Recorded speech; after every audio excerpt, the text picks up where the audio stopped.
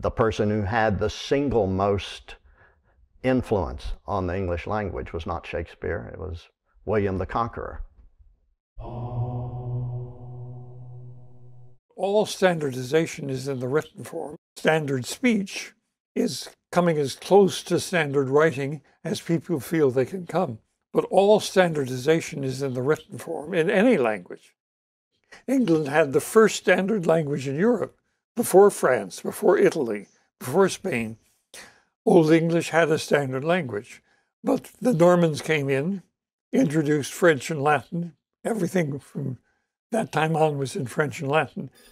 All moves toward standardization in Anglo-Saxon were interrupted by the Norman conquest in 1066. During the period that the Normans ruled England, the English language was changed in far-reaching ways.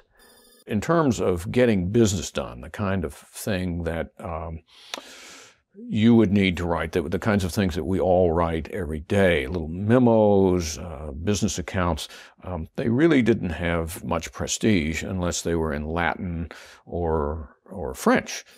Everybody in England was still speaking English, but if they ever sat down to write, they wrote in French or Latin. The two official languages in England in the late Middle Ages were Latin and French. Latin, obviously, because it was the language of the church and it was the international language of Europe. So in order to be able to communicate beyond the borders of England, in order not to be provincial, one needed to write in Latin. For obvious reasons, French was the language that had been imposed by the Norman conquerors.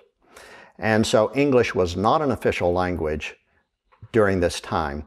After the imposition of Norman French, the dialects that were already a part of England went even further their separate ways and lost the standardization in the writing system that had been developing. There was no need to standardize a language that was not official. And so therefore, spelling in Middle English is widely divergent.